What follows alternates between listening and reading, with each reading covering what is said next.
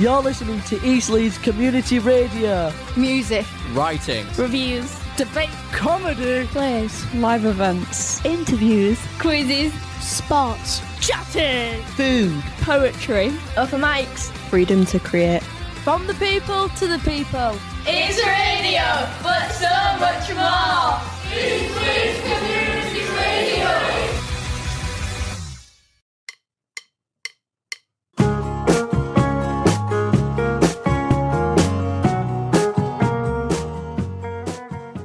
Hello and welcome to the show.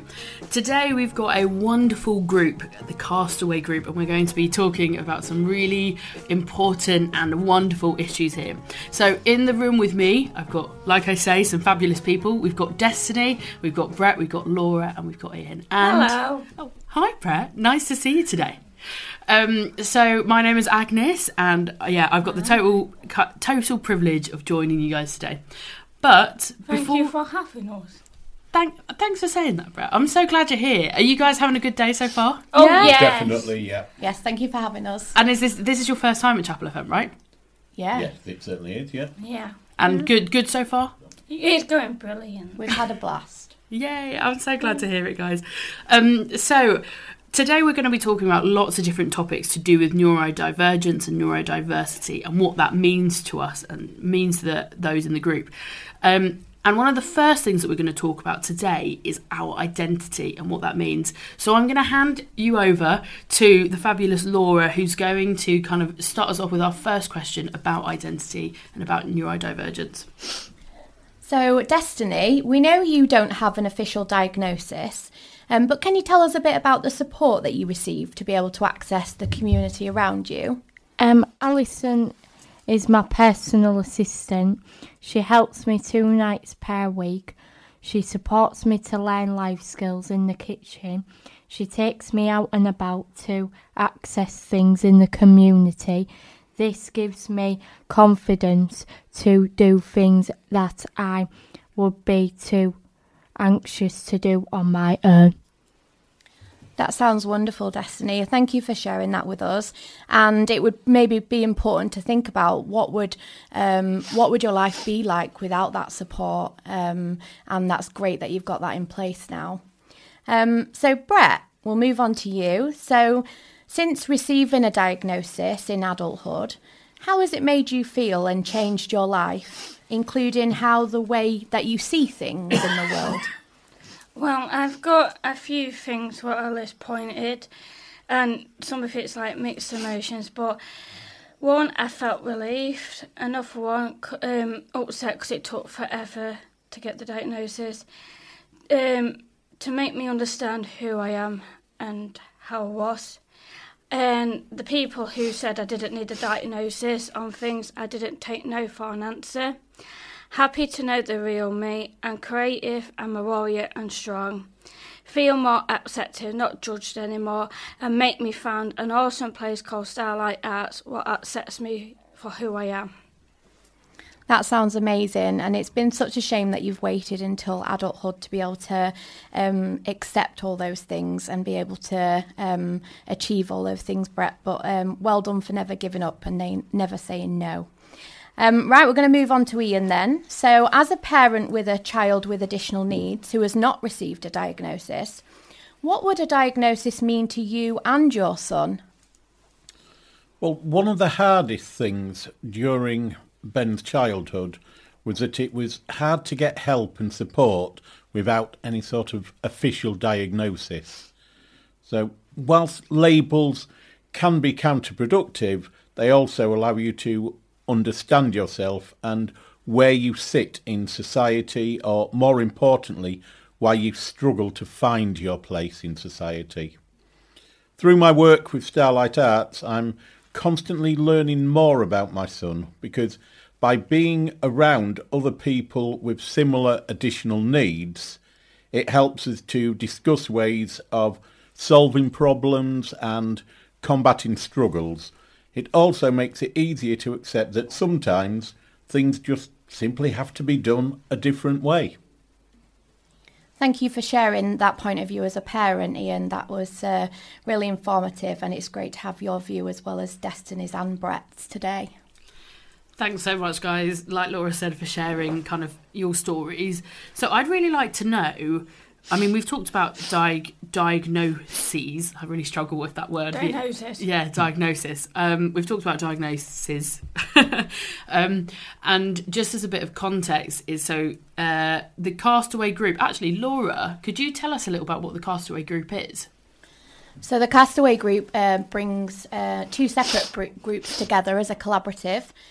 So we have the Riverside College, and they are of more younger adults.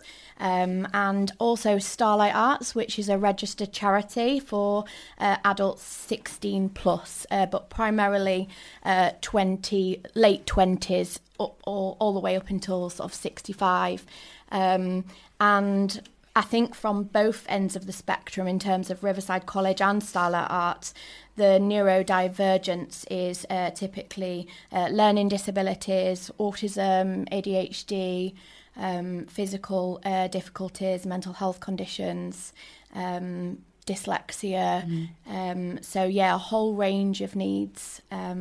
And also, I can't speak on behalf of Riverside College, but certainly for Starlight Arts, we have a diverse staff group as well who have neurodivergence. So, but yeah, we've come together as a collaborative group to work together on this podcast. Great. So I'd really like to know, as members of that group, Brett and Destiny, can I ask you guys, and this is slightly off the page now, what does being neurodivergent mean to you?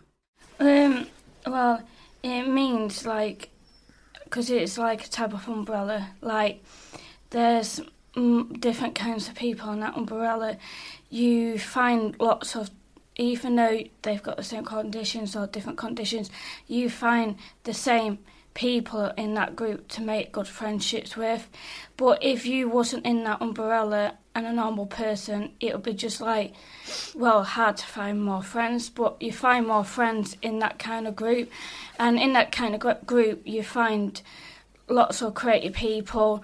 Some of them are really clever, and it just means, even though it's a long name and it's words like that, but I think it's more a clean version to pull it like that instead of just calling it a random upset name. It's a good name to call it. I think there are a lot of bad names that you hear. I mean, growing up, I heard a lot of words kind of like slow and stuff. Yeah. And it's like people with that name as well, in that umbrella. It's like, before people get that diagnosis in that umbrella, people get told that they're lazy and that they can't do something. But at the same time, you can do. If you put your mind to it, you can succeed in the right place. Yeah, totally. So I know that Laura mentioned that you had a late diagnosis. So how old were you when you got diagnosed? Well, I got diagnosed around 25, but then after a few months, it was my birthday anyway. But it took all my life to get a diagnosis. It did upset me all my life, where nobody was there to help me. People were saying, no, I didn't need it. But it's made me feel really good that I got the diagnosis, because then I find out who I am. But at the same time, it upsets me that nobody in my life growing up didn't help me get it done sooner, and then things would have been different. I had a similar thing. I got diagnosed when I was 22, and it was a similar thing of you. We chatted a little bit before this, me and Brett, about that feeling of kind of grief, of that lost time, of like, oh, actually, you know, I lost a lot of time and a lot of kind of emotional things because of not having that support. Especially when people thought we was bad kids when we couldn't help it, and we got the blame for most of the stuff what wasn't our fault. Exactly. And there's a lot more effort that you put in and things like that, definitely. So, Destiny, you really like talking with your kind of support. Is she a teacher? Yeah. Yeah. So you really like talking to someone that teaches you, Alison. And why do you like talking to Alison so much? Because she's my favourite. I love Spare. That's such a good thing. And I think having people to support you is really important. And I think that having a support network like having people around you that you can trust is really... And consistency as well. Yeah, consistency. And without that, where do you think you'd be without that support system? If I didn't have this kind of support, or Starlight Arts, or anything, or my pets, Toby and Nate, I'd probably be 6 feet under by now. And I think that shows the importance of people like Alison, of people like Starlight, but, you know, to have that support system and people around. So thank you so much for talking to us today. And it's been wonderful to hear your stories, and I feel like it's been a really heartfelt conversation. So thanks, guys. Thank you. Hopefully. You can clap. Thank you. Thank you.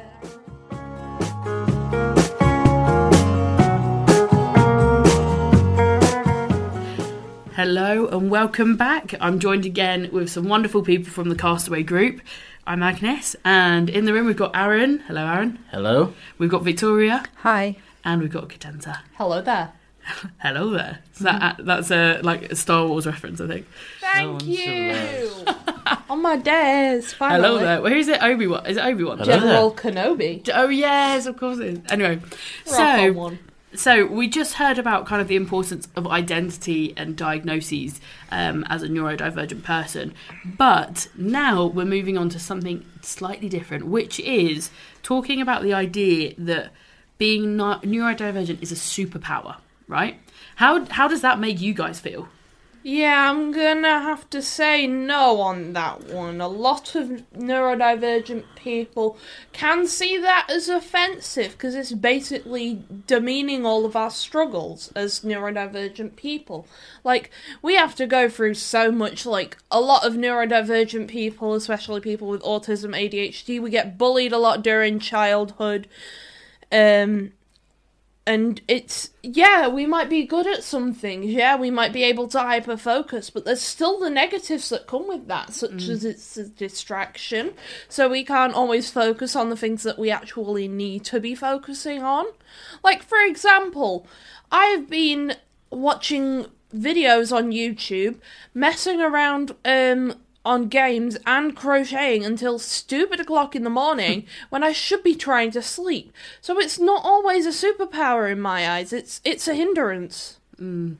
Sometimes it's that thing as well when you're in that hyper focus and you haven't eaten or drank for like a really long time, and then you realise it's like, oh, I literally haven't consumed any water for like 10 hours at this point. Yeah, it doesn't help that, especially with autistic people, we don't always understand our bodily functions, so we don't always know when we're hungry or thirsty. Exactly. Or need to go to toilet, or whatever else. Definitely. So, Aaron and Victoria, what about you? How does the word superpower kind of resonate with you? Well, I have difficulties of my own, but I'd never call them a superpower. Apart from the fact that if I can see something clearly in my mind, I can draw it. But if something's not registering properly, I can't project what I'm thinking to what other people are going to understand in that sense. Yeah, definitely. That makes a lot of sense. Aaron, how about you? With, as you say, as a superpower, but I think the more you think about it, the harder it is to describe. But I think that with like people who are on spectrums and all that lot, they do have good things happen to them, and there's some bad things that can happen to them. Like, some people can do things that other people can't, like, as everybody knows, they can focus more and be more creative in other stuff, like in being engrilled in art, like loom banding and knitting and playing music and creating other things that basically some people can't really do. But it's kind of hard and not hard at the same time, because I do like my music and it does help me concentrate. So Yeah, that makes total sense. I think it's like you said, it's hard and it's not hard. It's like at the same time, it's things that are really kind of easy or like really great for us, like the things of hyper-focusing and kind of like special interests and that sort of thing. All of those can be like really enjoyable down here, but then alongside that, it could be things like organisation or like social situations that are really difficult. So it is living this like parallel life a little bit, isn't it? Yeah. Like tipping the scales. Yeah, absolutely. So I'd really like to know, I mean, we've talked a little bit about like your initial thoughts, and I know earlier you talked a bit about kind of 4 reasons of why we should call them superpowers, and we talked about against. So I think your initial reactions were against, weren't they? Yeah. And is that a main, like I know you said because it is really hard, is it anything to do with the idea of it being like patronising? Does that come into it at all? Yeah, I mean, it can feel quite patronising sometimes, but there's also the other fact that a lot of people seem to think that neurodivergence is autism, ADHD, that's it. Yeah. When the iceberg is actually a lot bigger underneath and encompasses things like OCD, dyslexia, and other things that I don't remember off the top of my head because I'm a wally. Like split personality and all that. What? DID, OSDD, yeah. Do they count as neurodivergencies? I was wondering, like, a lot of things get mistaken as mental health as well. Yeah, where's that line? Yeah. Yeah, definitely. Yeah. And this is going a bit rogue here, but how do you think neurodivergence is portrayed in the media or on social media? Well, especially things like DID and OSDD, there is no accurate representation of people who have those mental disorders. You mentioned before to me something about the eidetic memories, is that right? Eidetic memories? Yeah. Oh yeah, people would say that autistic people having eidetic memories is a superpower, but it can get really overwhelming as well. So the opposite end of the spectrum to having the amnesia barriers put up between the different ego states of the brain, the different alters is the name that's commonly used for the different parts of the brain. Wow, so, that sounds really interesting. Yeah. What about you two, Aaron and Victoria? How do you think kind of neurodivergence is portrayed in the media? Not very strongly, but there is some aspects does come out. Some do, some don't. But don't really come to mind because that's more focused on the scientific elements and a lot of the brain. And in terms of, so like with the media and all of that, do you feel well represented? Do you see yourself in the media? The only media that I really watch is like TikTok, and they make like ADHD videos all the time, and people with masks and stuff, and they just run with it. Like no one's ashamed to be the way they are anymore, and that's really good because I don't know if it's not a superpower, it's something they can find humour in as well. Oh and yeah, I remember what I was going to say now. Yeah. And like relatability. Yeah, like you feel like you're on a par with other people. Yeah, and that sense of community. We talked a lot about community in the previous section, right. And it's that like even if you don't have that support network in person, having it online is a really amazing and cool thing. Yeah. What were you going to say, Kadenza? Basically, all of this stuff about having like eidetic memories and being like a savant and whatever, they're all like to do with the stereotypes of being autistic. And a lot of the stereotypes that are portrayed in modern media are these harmful stereotypes. Yeah. Like being a know-it-all, being rude, speaking out of turn, bless you. Thank you. Yeah. And all of those things. Definitely. Also, I want to ask one more question as well, which is, so when I talk to people about kind of my ADHD and all that, quite often I get a response of, yeah, but isn't everyone neurodivergent now? No! Doesn't everyone have ADHD? That's not how it works. Aren't we all on the spectrum? I don't know. Now, let me be clear. That's not what I think. Yeah, I know that's. Oh not yeah, what you good. think. I'm glad that you. Just for a second, But I just hate it when people say that. Yeah, me too. It gives me the rage. It makes me want to go out and beat Yeah. them over How- the head, knock how- some sense in. How does it make you feel? So But if everybody was a little bit neurodivergent, then we wouldn't feel so isolated. We wouldn't have to feel like we're monsters, like we're freaks. We wouldn't have to deal with all of the bullying because everybody would understand. Everybody would be going through the same thing if everyone was a little bit neurodivergent. It just stresses me out. And I think there's a thing of it when someone responds to you by saying that, it's a bit like, oh, well, are my issues then invalid from that? Yeah, it's Like, demeaning. does it mean nothing then? Or like I'm actively telling you something about myself? It's demeaning, and it makes people like us feel small, like our struggles are just worthless and they're just all in our head. Yeah. So we talked a lot of, like, not negative things, but like I think this has been a good chance to like vent a little bit about a few things.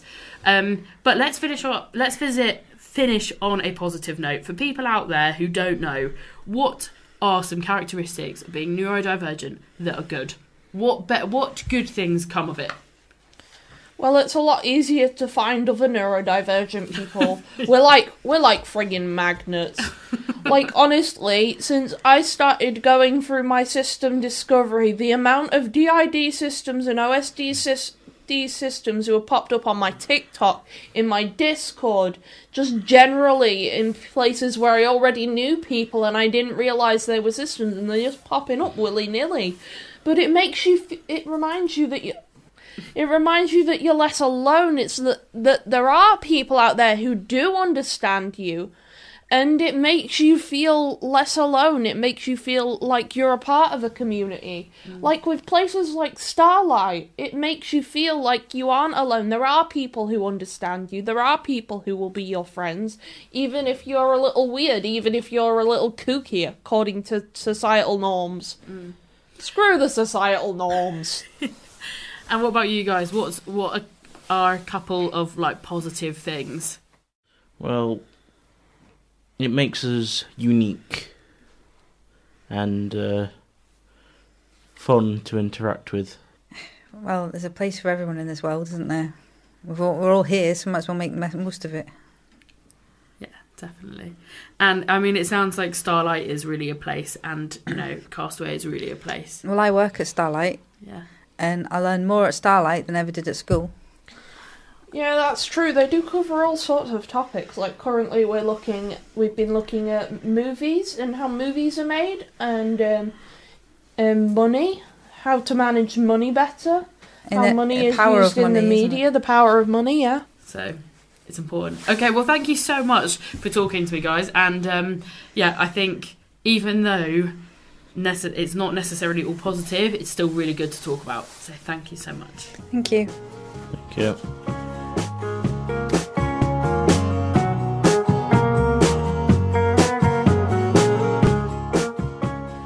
So welcome back. I'm joined with, again, some really wonderful people here. I've got Emmy, I've got Bertie, and I've got Nadine. Yes. Hi, guys. Hi. Hi. How's it going? Good, thank you. Good, aren't you? Yeah, I'm good, thanks. I've had a really good day today, and it's been so nice to meet you all and just, get to know all your different personalities, and it's been great. So in this segment, we're going to be talking about sustainability. We're going to be talking about art. We're going to be talking about what sustainability means as a neurodivergent person. So I want to start off, Bertie. Yes. I hear that you're an eco-warrior at school. Oh, yes. Can you tell me what does that mean? What do you do? Bins and store bins and store. So you collect the bins around school, don't you? Yes. What colour are the bins? Blue. And what do we put inside the bins? Lettuce. Plastic. And then you collect the bins with Mr. Williams. And where do you take them bins? Bins outside. And you look what's inside the bins, don't you? Yeah. And what then do we do with the things that's in the bins? Pour it in. Put in where? In bins. You put it in the bigger bins outside, don't you? Yeah. You've done a bit of a project with Mr. Williams by using the recycle objects from the bins. And what have you made in our sensory garden? Silly bed. We've made a Music. Yeah, we've made a big musical instrument, haven't you? That sounds amazing. What instrument is it? A torch. So what did you use to make the outside of the musical instrument? We use wood, and then we've got some string, and then what did we hang at the bottom of the string? Pipes and pans. Brilliant. And then what do we hit it with? A stick that we've found as well. So you've made, and that's for the younger children in school, isn't it, to use? Yeah. That's amazing. So I also have heard, I mean, it sounds like you're doing so much, Bertie. You're doing more than I am. So that's definitely something to be proud of. So I also hear that you're making some sort of artwork that's to do with bottle tops. Is that right? Yes. A Remembrance Day. For Remembrance Day. Which is this Sunday, I believe. It is. Yeah, Sunday. And what are you making with the bottle tops? Next to the puppies. Can you explain a bit more, Emmy? I'm making painting some bottle tops to go on some puppies and stuff and hang around school and stuff. What kind of bottle tops are they? Beer bottle tops. They're from my... Where are you getting them from? From my husband, Mr. Matthews. We found lots of beer bottles, so I took them into school and said, we could use these as at the middle of the poppies, didn't we? Oh, well, they're kind of dark and shiny, right? Yeah. I'm imagining. Oh, great, that sounds really good. And then the poppies are going to go where our cenotaph is in Gull, from the school. Yeah. And Emmy, do you like making art? Certain part of it. Yeah, what parts do you like doing? When it comes to pen and stuff. Yeah. Bertie, do you like making art? Yes. And why? That's quite a hard question, but why do you like making art? Because the art to be artist. To be an artist? Yeah. I think we're all kind of artists, aren't we, I think, in our own way. Okay, so what I'd like to ask next is the art of kind of creating and being sustainable. So, Emmy, right there on the table, you've got some fidget toys that I actually have been experimenting with. What do you reckon about kind of sustainable fidget toys? Like, they're just very good and you just can make your own and stuff. So, and you can't make any out of plastic because there's no point, because you have to put them in the bin no matter what, because you can't reuse them. But any others you can. So what were the fidgets that you've got there in that box then? You got octopus, what's made out of plastic. You can't do anything about it if it breaks or not. And then the fabric ones, if they break you can reuse them because you can sew back like the holes and stuff. And what are they kind of like? Are they like stretchy? What kind of sensations are they? Stretchy and got like little mini balls like in the others and stuff. So, yeah. Why did you like that one in your hand? Because it's stretchy and lumpy. The perfect fidget toy, stretchy and lumpy. We've cracked the code, Emmy. Stretchy and lumpy. Emmy, do you reckon you would like to create your own fidget toys? Yeah. How can we make fidget toys sustainable, Emmy? Like sew them together and stuff. We can, but what else out can we jumpers use? And clothes and coats and stuff. Well, Bertie was talking about the plastic, wasn't he? When going back to his eco warriors. Yeah. I'm a warrior. You're a warrior, aren't you? And you like to spend time with your friends. Doing that, don't you, and collecting all the plastic. Yeah. Why is it important to collect? Because some plastic What about plastic? in bins. It needs to go in the bins, but what about the plastic? What's not good about the plastic? Because the world, the ocean, Yeah, the plastic could end up in the ocean, and hurt the sea animals. yeah. And where do we find plastic? Your house. Yeah, our house. Do we find plastic at school? Yes. Yeah. Well, Anywhere in the world, everywhere in the world there's lots of plastic, isn't there? there's plastic. Yeah. Not went round Yeah. in bins. So don't put it on the ground, put it in the Bin. bin. And which bin? Recycle bin. In the recycle bin. Yeah, brilliant. Well done. Wise words here from Bertie. I think like you've got this recycling thing to a T here, Bertie. A lot of people don't, you know. So you're doing a great thing. Yep. And Emmy, you've got some wonderful ideas about kind of how we could make fidget toys and things like that a bit more sustainable. So thank you so much for talking to me, and thanks for being part of the show, guys. Thank you. You're welcome.